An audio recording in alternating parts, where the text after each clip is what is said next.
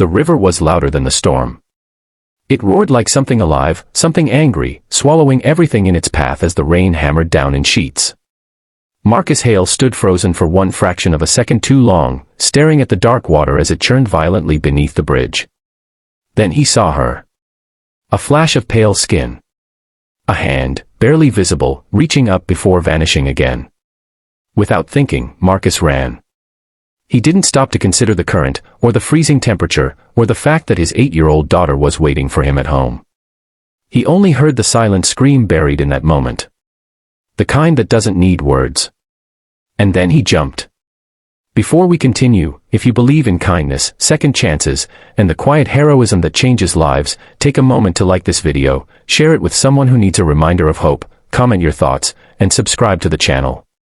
Stories like this deserve to be heard. The cold hit Marcus like a wall, stealing his breath instantly. The current was stronger than it looked from above, dragging him sideways as he fought to stay afloat. For a terrifying second, he lost sight of her completely. The river swallowed everything, sound, direction, hope. But then he saw her again, barely conscious, her body limp as it drifted dangerously close to the rocks downstream. Marcus pushed forward with everything he had left. His arms burned, his lungs screamed, but he refused to let go of the image of that reaching hand. When he finally grabbed her, she felt impossibly fragile, like she might break apart in his grasp. He pulled her close, keeping her head above water, kicking hard against the current. It took everything he had to get them both to the muddy bank. When they finally collapsed onto the shore, Marcus rolled her onto her side, coughing violently as he gasped for air.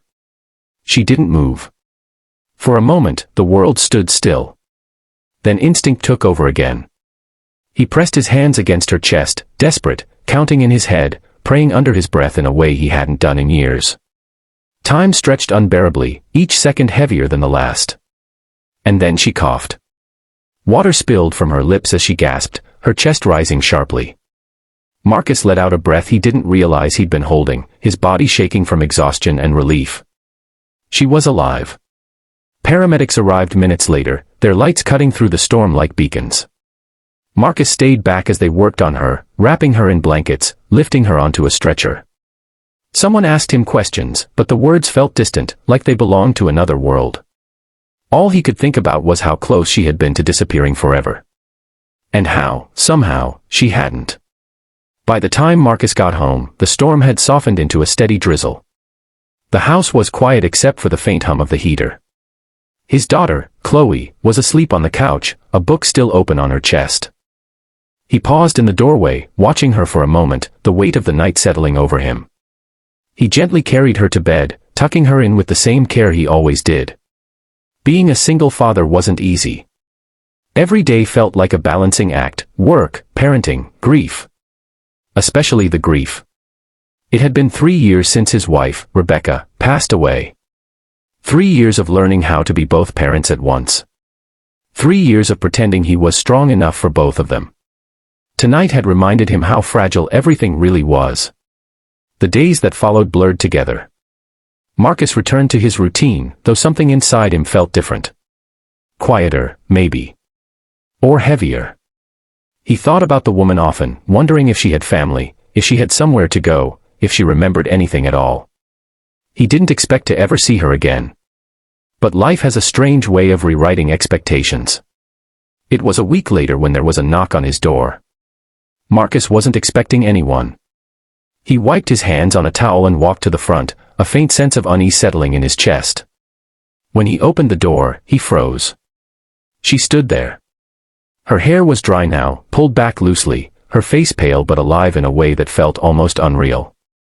Up close, he could see the faint bruising near her temple, the exhaustion in her eyes, but also something else. Something stronger. Gratitude. For a moment, neither of them spoke. The air between them felt thick with everything that didn't need to be said. She finally broke the silence, her voice soft but steady, explaining how she had found him. The paramedics had taken his name. She had asked. Insisted, really. She needed to know who had saved her life. Marcus stepped aside, letting her in without thinking too much about it. It felt like the right thing to do. Her name was Hannah Brooks. She sat at his kitchen table, her hands wrapped around a cup of coffee as if it anchored her to the moment. She told him pieces of her story, not all of it, but enough. Enough for him to understand that the river hadn't been an accident. Life had cornered her in ways that felt impossible to escape. Loss, betrayal, isolation, it had all built up until the weight became too much to carry. That night, she had believed the river was the only way out. Marcus listened quietly. He didn't interrupt. He didn't try to fix anything. He just listened. And for the first time in a long while, Hannah felt seen. What Marcus didn't expect was how her presence began to change things. She started visiting occasionally. At first, it was just to say thank you again, or to update him on her recovery. But over time, those visits became something more. She helped Chloe with homework, laughed at her stories, brought a warmth into the house that had been missing for years. Marcus noticed it in small ways. The way Chloe smiled more. The way the house felt less heavy in the evenings. The way he himself started to feel something he hadn't allowed in a long time. Hope. But hope can be terrifying when you've spent years protecting yourself from loss. Marcus struggled with it quietly. He kept his distance emotionally, even as Hannah became part of their lives. He told himself it was for the best. That he couldn't risk opening that door again. Until the day everything nearly fell apart. It was a simple misunderstanding. A moment where fear spoke louder than truth. Marcus, overwhelmed by the thought of losing someone again, pushed Hannah away without fully realizing what he was doing. He told her it was too much. That he couldn't handle it. That she needed to focus on her own life. The words hung in the air long after they were spoken. Hannah didn't argue. She simply nodded, her eyes filled with something deeper than sadness. Understanding. And then she left. The silence that followed was louder than the storm had been. Days passed, and Marcus felt the absence like a physical ache. Chloe asked about Hannah constantly, her confusion cutting deeper than anything else. Marcus didn't have answers that made sense, even to himself. It wasn't until one quiet evening, sitting alone in the same kitchen where everything had started, that he finally understood. Saving someone doesn't end at pulling them out of the water. Sometimes, it means letting them in. Realizing that changed everything. Marcus drove across town that night, his heart pounding with a mix of fear and determination. When he finally stood outside Hannah's apartment, he hesitated only for a second before knocking. When she opened the door, surprise flickered across her face. Marcus didn't try to explain everything perfectly. He simply told the truth. That he was scared. That he didn't know how to do this. But that he wanted to try. Because losing her now would hurt more than the risk of loving her. Hannah didn't respond immediately. She just looked at him, searching for something real in his words. And then, slowly, she smiled. If this story is touching your heart so far, take a moment to like the video, share it with someone who believes in second chances, and let us know your thoughts in the comments. Your support helps stories like this reach more people who need them.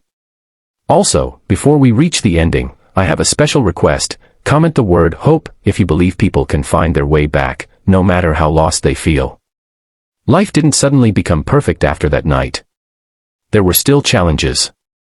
Still moments of doubt, of fear, of healing that needed time. But something had shifted. They faced those moments together now, not alone. Marcus learned that strength wasn't about shutting people out. It was about letting them in, even when it felt risky. Hannah learned that her story didn't end at the river. That survival wasn't just about staying alive, it was about finding reasons to keep living. And Chloe, in her own quiet way, became the bridge between them. A reminder that love doesn't have to replace what was lost. It can simply grow alongside it. The river still flowed through the town, just as wild and unpredictable as ever. But now, when Marcus passed by it, he didn't just see danger. He saw the moment everything changed. He saw the night that brought someone back to life, and unexpectedly gave him his own life back too. If this story moved you, don't forget to like, comment, share, and subscribe. Your engagement means more than you realize, and it helps keep stories of hope, kindness, and second chances alive.